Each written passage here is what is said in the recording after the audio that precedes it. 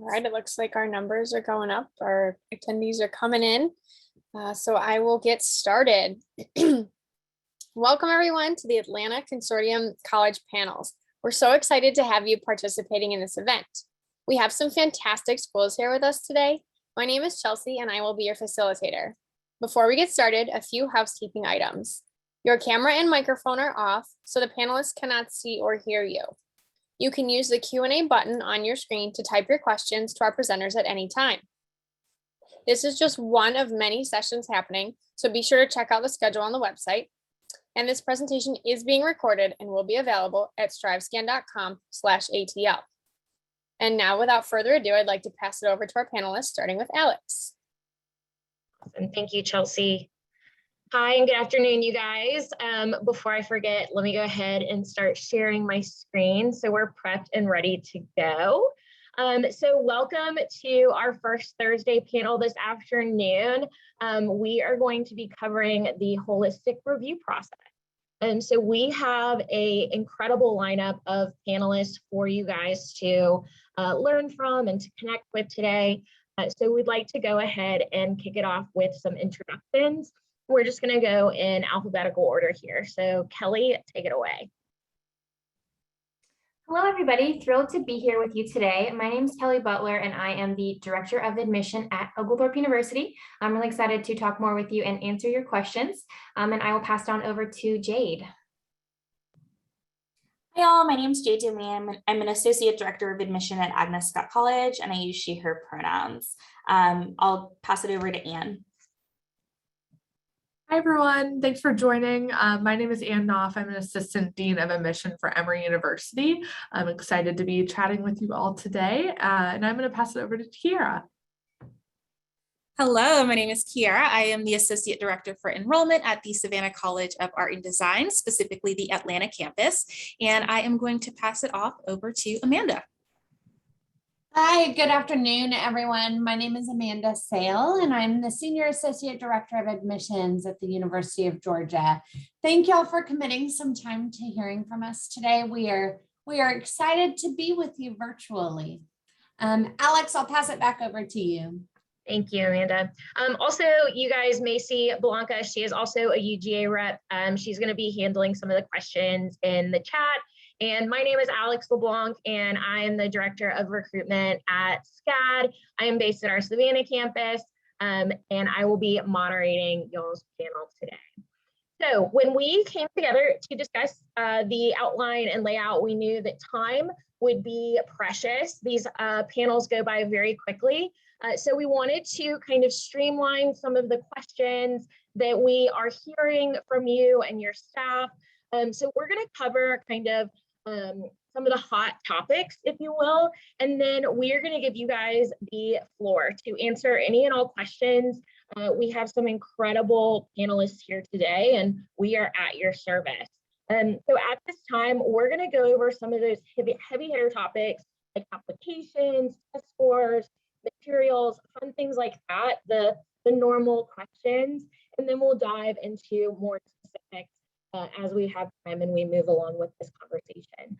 So Amanda, I'll turn it back to you to talk about applications. Sure, yeah. So I wanted to touch briefly on the types of applications that your students may see and kind of the institutional perspective on those applications. So students have a variety of ways to apply to different colleges and universities, and it's really going to depend on the college or university what they will accept. So at the University of Georgia, we will take the common application, we will take the coalition application, and we will also take our own homegrown application. And kind of insider info for you, we don't care how students apply. We just want them to choose one and complete it. So that is my biggest piece kind of as we talk through it is whatever is easiest for students. If they are applying to a variety of Common App schools, we totally support the Common App, and we're going to read that application exactly like our institutional application. So as you talk with students and as y'all navigate that, please be sure to reassure them that application type doesn't talk like doesn't show favoritism if they're going through that process. So all different ways to apply, and I'd recommend visiting each institution's website for more details on it. Absolutely. Do any of our other panelists have anything to kind of add on the topic of applications specifically, or type of applications or application preferences? I just wanted to mention really quickly, we also accept the Common App and our website application at Oglethorpe, and we also don't have a preference. However, we are always willing to waive application fees manually for students if they apply after our free period, which ends on November 1st, but we really cannot do that easily via the Common App. So if students want to reach out about a free application to the university, if that's something that they are able to offer, it may be in their, maybe to their benefit to ask before they start the application, only because if they, for us anyway, I don't want to speak for anyone else, if they pay that $50 fee to Common App to apply to Oglethorpe, it's a really cumbersome process to get that back versus we'll just waive it for them if they do it on our website. So could be worth asking the question if that's something that they're interested in doing.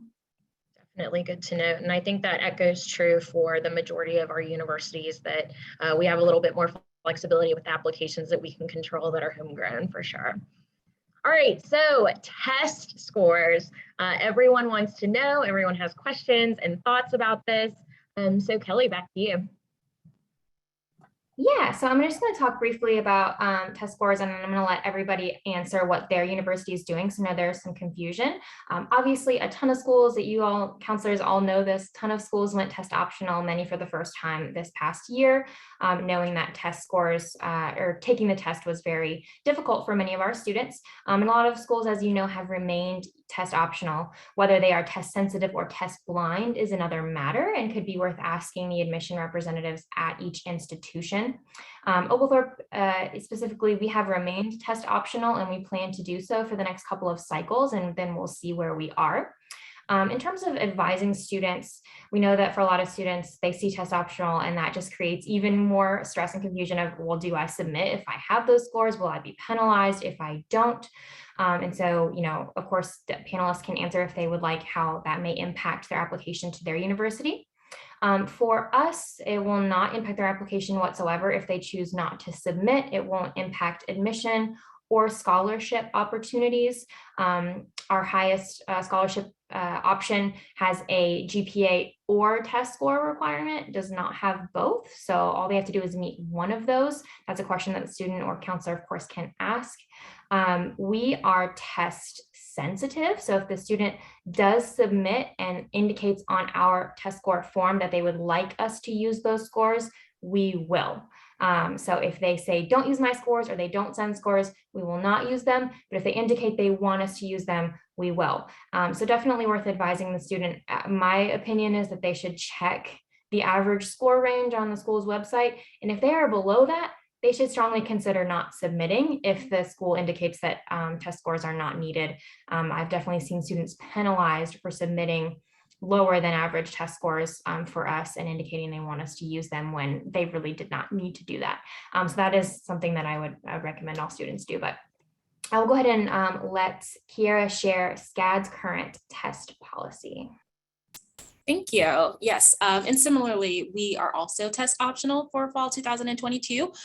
So students are not required to submit their scores. However, it is recommended if they have taken it. If it does fall below preference criteria, then again, I would also echo her and say that you could probably omit them in that instance. But yeah, it won't negatively impact your admission if you do or do not submit them. And then I will pass it to Amanda. Sure, thank you, Kara. So the University of Georgia is going to, I think, be an outlier in this group. So we are test required for the upcoming year. And part of that is because as a state institution in Georgia, we are governed by the University System of Georgia. And test scores are an important component to kind of our relationship with them and the way the state manages things. So we are test required. We will take SAT or ACT, and we will super score based on test. So we encourage students sign up and take it again if they're not super comfortable with their scores, and send those our way. One thing to note is test score is a component of our admission, but it is not the only component of our admission. It is one of many factors that we review. So we established last year that we can review students pretty adequately outside of that test score threshold, and we're taking some of those things into consideration. So test scores required at UGA. I will pass it over to Jade. Hey y'all, so Agnes Scott has actually been, this is our 11th year of test optional. So we've been test optional for some time now, and we're really familiar with kind of reviewing applications beyond test scores. I will say that for those of you who might have been familiar with our methods before, we've actually adapted our test optional model this year to hopefully make it a little bit more streamlined. In the past, we did require that if a student opted not to submit test scores, they had to either submit a writing sample or do an interview with their admission counselor. This year, we're actually piloting an option where students are not required to do anything if they do not submit test scores. So they still have the option of doing an interview with their admission counselor. I think we'll talk about interviews a little bit later, but those pieces are both completely optional. Oftentimes people will ask me if we are test optional for scholarships, and the answer to that question is yes as well. We have had students receive our most competitive scholarships as test optional applicants. So truly a test optional institution. I do want to say that, and this has always been the case for us, we believe that GPA is the strongest indication of a student's potential success in college. So when students do not submit test scores, we do typically look closer at the GPA. So this won't necessarily, being test optional won't save a student who maybe doesn't have other strong components of their application. But for students who maybe everything else is really strong, but their test scores are below our mid-range or even at the lower end of our mid-range, then oftentimes they would benefit from applying test optional. And I think, Anne, you are the last one to go, so go ahead. Yeah, so Emory for the 2021-2022 admission cycle will remain test optional. In the future for sophomores and juniors, we are quickly trying to get an answer out about what that looks like coming in the years to come. But for seniors applying this year, they do not have to submit test scores to Emory. When we say optional, we really do mean optional, and it being up to the student. It's not a trick. We're never going to come back and ask, why didn't you submit test scores? Students are even able to change their mind within their Emory applicant portal after they submit their application. Maybe they're waiting on a new round of test scores for those to come in, and so they can actually go into their Emory applicant portal after submitting that application and change their answer to the question, would you like test scores to be a part of your review process? And then also upload their direct scores through that applicant portal at the same time. And to kind of echo some of the things that my colleagues said, I've been really surprised and proud of how we've adapted to this test optional policy, and really utilizing, as Jade was saying, really getting into the kind of the GPA, looking at a student's transcript, but also the types of courses that a student is taking, seeing if they're challenging themselves at a higher level, and showing that as a strong indicator of whether or not they'll be successful in our classroom, as well as all the other pieces that we're reviewing with their application. So test scores have always kind of been a supplemental piece in a sense, wanting to make sure that they mirror what we're already seeing through their application. And I think going test optional last year really allowed us to see that the holistic review process that Emory utilizes truly is holistic, and that it was a lot easier to move to this test optional policy than we even imagined, I think. So Anne, you set yourself up very nicely there. I two-balled myself a little bit. Yeah, it was nice, very smooth.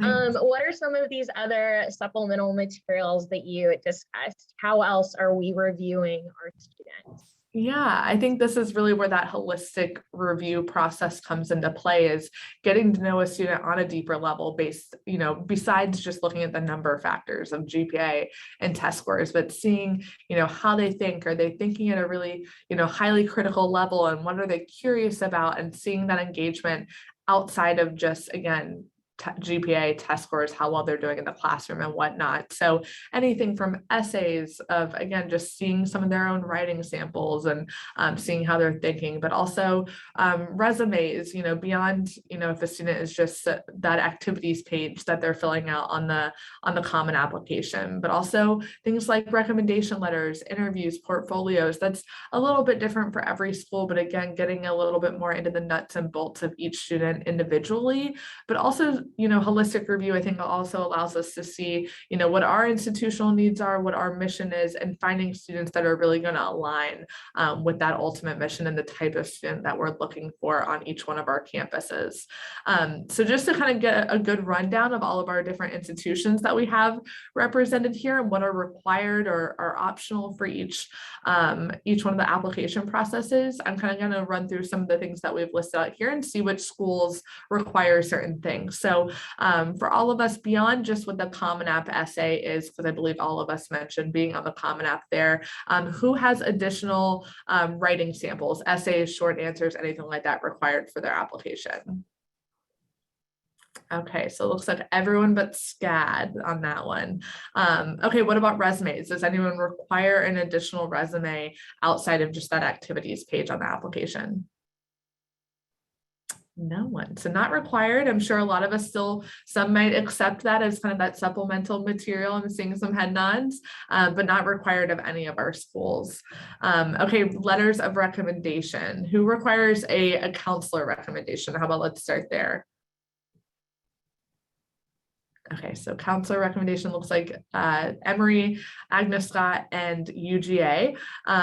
What about teacher recommendations, additional teacher recommendations?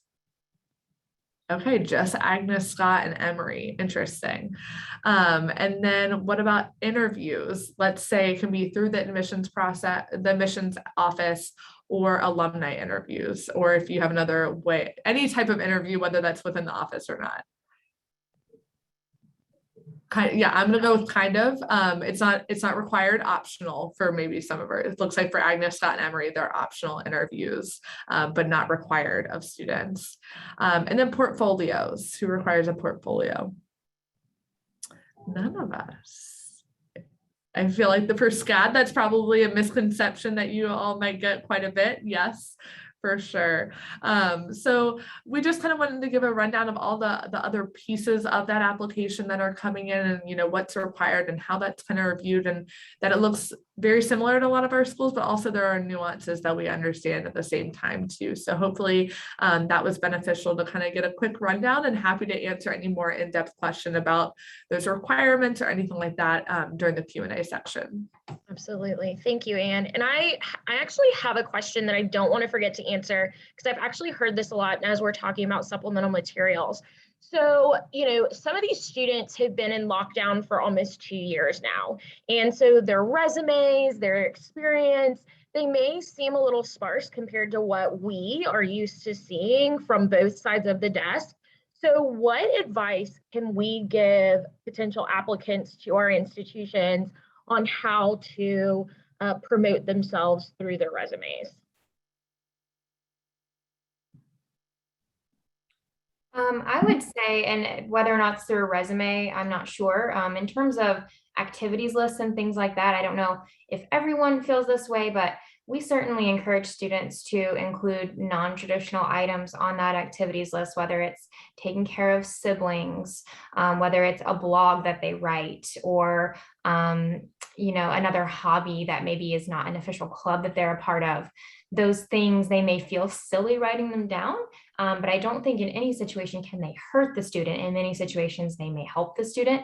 They may even become, eligible for additional opportunities that they may not know about. So if there are specialty scholarships or things like that, the student may still be a good candidate for something like that, now knowing that they have an interest in art, or they sell things online, they have their own business. Those types of things can still be useful for us to know. So if a student is hesitant about including things like that, I would encourage them to do so. For me, knowing that, for example, a student makes and sells something online may be a lot more impressive than a basic club membership that doesn't tell me a whole lot about the student. So I would certainly recommend that they include items like that, that may be something they were able to continue during the pandemic that they weren't able to do in school. I think if I were to jump in real quick, and Anne, I saw you come off mute, so I'll hand it over to you afterwards. But I also would encourage to tell students, and maybe that reminder for us as professionals, to take a step back and take a deep breath. Like, it is okay if they didn't pick up a second language or figure out how to have this wildly impactful experience in the middle of a pandemic, because we are in the middle of a pandemic. And they are not the only ones that are navigating unprecedented times and really hoping for some precedented times, right? So from our end, like, as we review applications, we know that junior and senior year of these students looks very different. And we are not comparing them to the applicant from 2 years ago. We are taking into context the world they're currently navigating. So I do think that's kind of an important reminder that, like, it's weird times and we get it, and we're expecting to see it in applications when we read it. And I'll kick it back over to you because I feel like I talked over you. No, you're totally fine, and took the words right out of my mouth of we're all living through this weird time together. And that is something that's definitely at the forefront of our mind in that context when reviewing every application. And again, part of the benefit of a holistic review process is really focusing in on context and understand that while everyone's experiences in the past year and a half have been different, but it's something that is a shared experience in terms of, you know, everyone kind of being in the same boat in that way too. And being able to utilize that community disruption COVID question as it's being called to, and not feeling like students are required to by any means. I know that was a big question last year is, you know, should we fill it out? Is it required? And I know at least for Emory, you know, we're not expecting to see anything there, but that is a place where if something, you know, changed that a student was expecting to do an activity or plans that they had of a good place, no matter how big or small, but if a student feels like that was, you know, that they were impacted in what they were able to do in that way, that's still a great place for the additional information to be able to share a little bit more about what that journey looks like for every student individually. Thank you. Can I just quickly, if I can add, I want to acknowledge that having the opportunity to participate in things outside of the classroom has certainly been challenging because of COVID, but it is not new because of COVID. Certainly students have had reasons that they weren't able to get involved in certain things. I was actually just interviewing a student today who was talking about how she would have loved to get involved in more clubs and organizations, but she is a caretaker for her brother essentially. And so she wasn't able to get a job or do those kinds of clubs. And I'm so thankful that she chose to interview with me and that I was able to kind of make a note of that. Fortunately, we would also, I told her, go ahead and put that on your list of activities because I think that's a great place to put it. But yeah, I just want to acknowledge that, yes, certainly COVID has made that more mainstream, but I think a lot of us recognize that students have had challenges even beyond that. On that same note, I work with students from Louisiana, and so it is very much on my mind right now that a lot of students their senior year has been disrupted in addition to COVID, right? So yeah, we typically keep these kinds of things in mind. And one other thing, just while I have the mic, that I want to point out as a non-traditional thing that I sometimes see on resumes that I just want to be really pointed about is like social justice. Like, I am so amazed by the student applications that I see for students who are engaging in active social justice work outside of the classroom. And so that's something that I certainly love seeing in resumes as well, that I think sometimes students don't think of kind of including in that list of activities section. I think too, just to kind of bookend the resume discussion, I always include summer programs and any kind of outside scholarly work that these students are taking on. I think that that's always super impressive, especially in these very strange times. Now, Jade, you hit on an important topic that I want to circle back to, and that's the interview.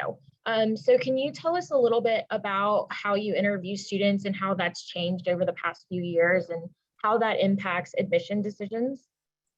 Yeah, absolutely. And I do want to say this is something that I feel like I can only speak through an Agnes Scott lens. So if others like sometimes do interviews or do alumni interviews or something like that, if you want to jump in, that would be much appreciated. So I mentioned that in the past, we used to have something called an evaluative interview, which would be an option for students who are applying test optional. Typically, that was a 30 to 45-minute conversation, pretty formal, where we were asking really specific questions about their time in high school and their plans for college. And that was a really great way for us to, at Agnes Scott, we talk about looking for two forms of fit through the application process, social fit and academic fit. And so that was a really great way for us to see, if they were genuinely interested in Agnes Scott, a women's college in Atlanta, if they were kind of academically prepared for the conversations they were going to have inside of a classroom setting, right? Our average class size is 16. A lot of the time you're going to be engaging in classroom discussion. So that was a really great way for us to kind of gauge that in the past. As I mentioned, we wanted to make things a little bit more streamlined, especially as more schools are going test optional. I think it's getting a little bit more confusing in terms of like what that means. So we wanted to make it easier for students to be able to complete their applications. And this year, we're actually not requiring that interview piece. I do want to say that's just for this year. We'll see what happens after a year of this new system. And so now we're offering kind of a shorter interview. It's typically about 30 minutes, and it's going to be a little bit more conversational. And we're actually going to be trying to pull things that we think are going to be helpful as we're evaluating their application. So ideally, we get a chance to like look over their application in advance, and we're asking questions that kind of give them the opportunity to provide context to their application.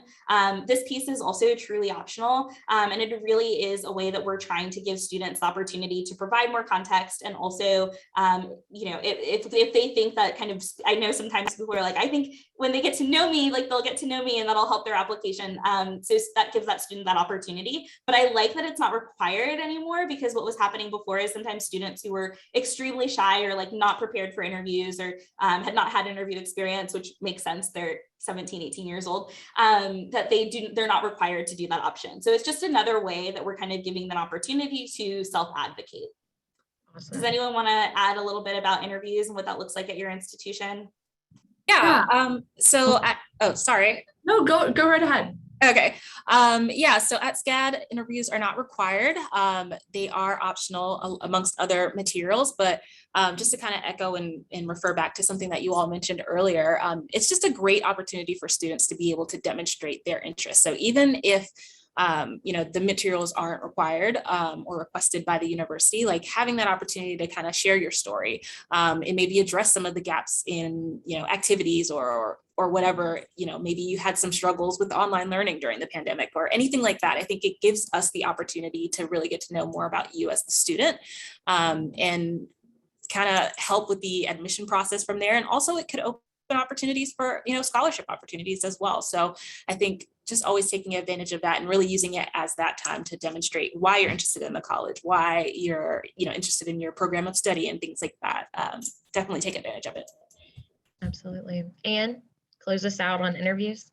Yeah, so Emory also utilizes, has an interview program. It's an alumni interview program. So after a student applies to Emory, their name is put into a system where alums in an applicant's area would actually reach out directly to them based on their time and availability to be able to sit down and have a conversation. So it's entirely optional and students cannot opt in to receiving an interview. It really is kind of luck of the draw.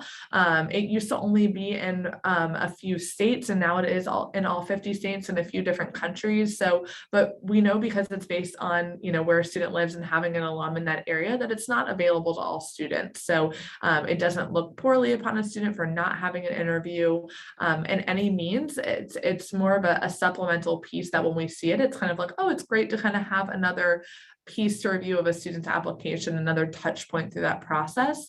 And I often tell students it's also a great time for you to interview the alum and hear about their experiences at Emory and really get a good feel for the community, the academics, and answering those questions that they might want from, that alum lens. And, do I see myself as an Emory student at the same time? So again, more of a supplemental piece. It's always nice to have. And I'd say, especially for students that, while we're reviewing their application and we're like really trying to decide what to do. And sometimes when there's that alumni interview review in there, it sometimes can help maybe sway us one way or another. So usually it's kind of reinforcing what we're already seeing on that application. But again, another good touch point throughout that holistic review process. Absolutely. Amanda? Yeah, if I can jump in as kind of the flip side to interviews, for counselors and as you are advising students, while many schools use interviews or potentially demonstrated interest in their process, there are many schools that don't. And if it is not listed as an option, it is not part of the process. So at the University of Georgia, we do not do interviews. We really look at that application as the way a student is interviewing, if you will, right? So we're looking to hear that student's voice in those experiences and to get that picture from the essay and from the extracurricular activities, and then from the letter of recommendation. So we don't require a teacher recommendation, but it's optional and highly recommended. So, and we really look for that recommendation to give us kind of the conversation of, I heard it said beautifully during a NACAC seminar, it's the conversation adult to adult about here's what this student has to offer, and this is maybe what they haven't told you in their application. So we don't use interviews. We don't look at demonstrated interest. It is not part of our process, but the interviews sound great. They sound fascinating.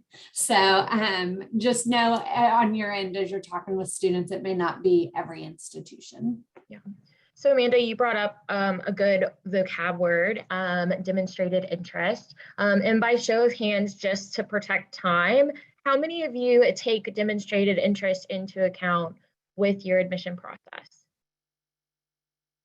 Iffy, yeah. Yeah, okay, cool, good to know.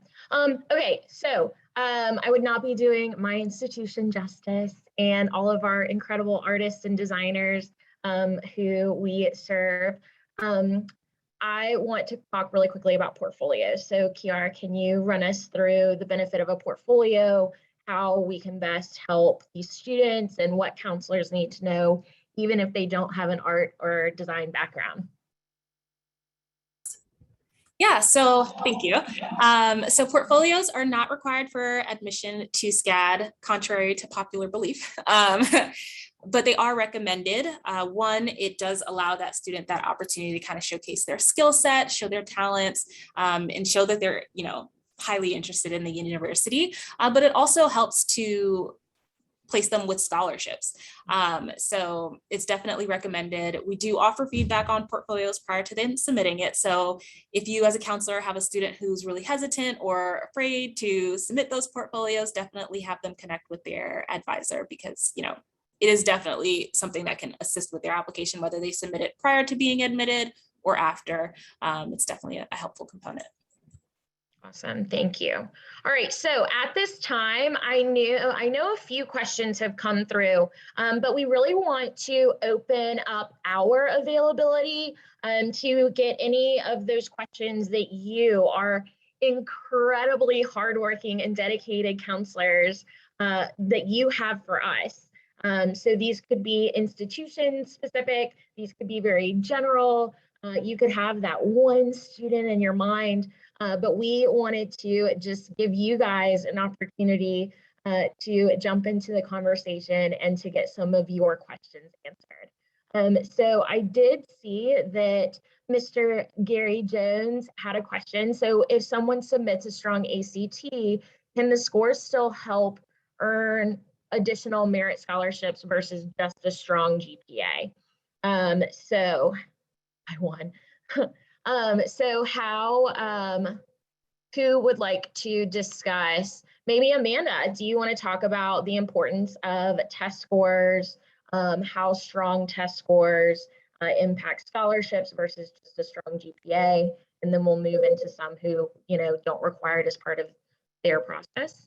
Sure. So, at the University of Georgia, as we review applications for scholarships, we have our academic scholarships and then scholarships that will look at some of those extracurricular things. Many of our academic scholarships have kind of general cut points when it comes to SAT and ACT scores. So we definitely recommend sending those strong scores for that. But it is a component, because for us, as we talk about academic rigor and judging a student's academic rigor coming into the institution, we're looking really at three things. We're looking at the GPA, we're looking at the rigor of classes, and we're looking at those SAT or ACT test scores. So based on those three things, that gives us a better understanding of how the student has the potential to perform academically. And I will kick it to Jade. I think you were off mute. Maybe you are on mute. I see that Kelly has her hand raised, so I'm gonna pass it to Kelly actually. Thank you. Yeah, I was going to say that for us, for Oglethorpe, it definitely can raise the student to a different scholarship level, though it doesn't in every case. There's always the possibility of that. So we assign a scholarship rank to each student based on what they submit to us. In some cases, that really strong test score will bump them up. If they already had a fabulous GPA, it's probably not going to make a difference. If they were on the lower end of GPA with an amazing score, then yeah, it definitely can increase their scholarship potential. If they're on the lower end of both, not so much, right? So there's just gradients of that. For our flagship 50 scholarship, which is our in-state tuition matching program for all 50 states, it is either this year, in general this year, it is either a 3.8 weighted GPA or a 1400 SAT or a 30 ACT. So if they have a 3.5 GPA, but one of those test scores, yeah, we're going to go ahead and give them that scholarship. So if you have a student with a great test score, then absolutely that could impact their scholarship amount, and they should certainly consider submitting it. But yeah, if you wanted to say something, Jade, please hop in.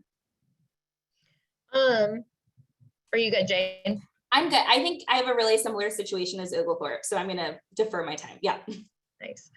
So we have a really good question about recommendations on support for homeschooled students. In particular, are test scores required for homeschool students, or are they for admission and or scholarship? So Anne, how does Emory handle homeschoolers? Yeah, so homeschooled students typically, is that exception to, it's still test optional. Typically, we do require them to submit at least two SAT 2 subject tests. That has changed a little bit just with the test optional policy, but it's still recommended, just so that we are seeing that a student, having some sort of confirmation and a piece of a supplemental material beyond just what their grades are there. So a lot of great information. There's an entire section on our website specifically for homeschooled students. So I definitely recommend going in there to find out a little bit more about the nuances. Gotcha. Does anyone else want to speak about homeschool requirements and any tips for our lovely counselor? Yeah, same with SCAD. So the test scores are not going to be required for homeschool students either. However, there may be additional materials that are required. We do go by state standards for homeschool applicants. So whatever's required by your state, we may need things like writing samples and things like that to supplement and kind of demonstrate that rigor. But in terms of the test scores, that wouldn't be something that is needed. Exactly. Nice. Okay, so we have a question about timelines for submitting materials. This, I think it's a student, maybe it's a counselor talking as a student, I'm not sure. But this question comes from someone who will not be able to take the ACT until after they submit their applications. Is it possible to send in scores even after the application deadline? Do different colleges have different policies for this? So just really quick, we'll kind of go round robin style. Kelly, what is your policy with submitting materials after testing? Yeah, test scores, please feel free to send them in at any point if you like them. We are happy to reevaluate both admission decisions and scholarship decisions if you submit after the fact. So yes, at any point until classes start in the fall, we will take additional, of course, grades, because we're gonna get your final transcript. We will also take additional test scores. Very nice. Amanda? Sure. So you are more than welcome to send test scores after the deadline, but we cannot guarantee it will be part of your admissions review. So if students are looking at the early action deadline of October 15th and they don't test until later in October, you can go ahead and submit. If we don't have it in time for that admissions decision, we will defer the application to our regular decision timeline. What about you, Jade? So we unfortunately cannot reevaluate admission decisions. So once an application is complete, we go ahead and review it. We have a rolling deadline, students. So once an application is complete after November 15th, so before November 15th, it's a little bit different, but after November 15th, if we get that completed application, we will go ahead and review it. So my recommendation to students who might get the test scores in a little bit later would be to hold off on submitting the rest of their application materials until a later deadline. We review applications with consistent selectivity throughout the year. So unlike at many institutions, you are at an advantage if you apply a little bit earlier. At Agnes Scott, that is not the case. So I would tell you to hold off a little bit and wait until you have your test scores in that situation. Understood. Kiara? Yeah, so SCAD actually operates on rolling admission, so we are unique in that regard.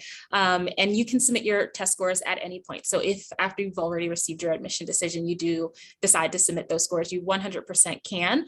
As they mentioned, it could potentially assist with scholarship consideration, and it also could help with your course selection in the fall. So there is sometimes an option to waive a math requirement depending on your score on the SAT or ACT math portion of the exam. So definitely submit those even after you've gotten your decision. Absolutely. And Anne, I know you've got like a question and then my question. Yeah, so for Emory, you can submit test scores after applying. Like I mentioned previously, students can upload that information because we will accept self-reported scores. They can upload that through their Emory applicant portal. If they have already applied, I suggest always reaching out to your territory manager, the specific admission advisor from your territory, maybe just to give them a heads up. You know, we can't guarantee that their application hasn't been first read already, but we go through many different committee review processes before officially releasing decisions. So that can still be implemented, you know, as we continue to review applicants all throughout the cycle. And just sending an email with that information is just helpful for it to be on the forefront of our minds. And maybe we can hold off on reading that student's application until that test score comes in. Once decisions are released, we will not appeal decisions, admission decisions either. So once decisions have gone out, students cannot then submit additional test scores or anything like that for reconsideration. Understood. All right, so we literally have like 2 minutes left. So on the screen, you are seeing all of our lovely panelists' contact information. Please keep in touch with us. We are here to support you guys and to help your students find their homes at our incredible institutions. If and when you need anything, do not hesitate to reach out. Thank you all for joining us. I do need to plug our next panel. Kelly, do you want to plug the next panel in case anyone wants to log on? Yeah, if anybody signed up for the next panel, it's going to be all about maximizing campus visits. So it could be beneficial for anybody who visits campuses, but we're going to give our tips and tricks. Not all of the people here will be there, but a few will. But we'll give some tips and tricks on how to really get the most out of visiting campus, hopefully in person, but also some virtual things as well. But that starts at 5 o'clock. Yeah, so grab a cup of water, use the restroom, and we'll see you back at 5. Panelists, thank you so much for your time and your insight and for sharing all of your institutional knowledge with us. It was a pleasure working with you and getting to chat this afternoon. For all of you incredible counselors, thank you so much for your time and hard work and dedication to your students. For any students who kind of snuck on, kudos to you guys for getting a behind the scenes look at what it's like to apply and talk shop when it comes to holistic review. Thank you all so much for joining us and have a wonderful rest of your week and happy school year. Awesome. Thank you so much. I'm going to put on a quick quick wrap up slide here. So thanks again for joining us. I'm going to echo what everyone has said. This is a great presentation. When you close this window, there will be a quick link for a 5-question survey. We appreciate any feedback you can provide. We encourage you to check back to the schedule and sign up for more sessions. As you heard earlier, you'll be able to find the session's recording as well as all of the other recordings at strivescan.com/ATL. Thanks to our presenters. This was great. Thank you everyone for coming. Have a wonderful evening. Thanks, everyone.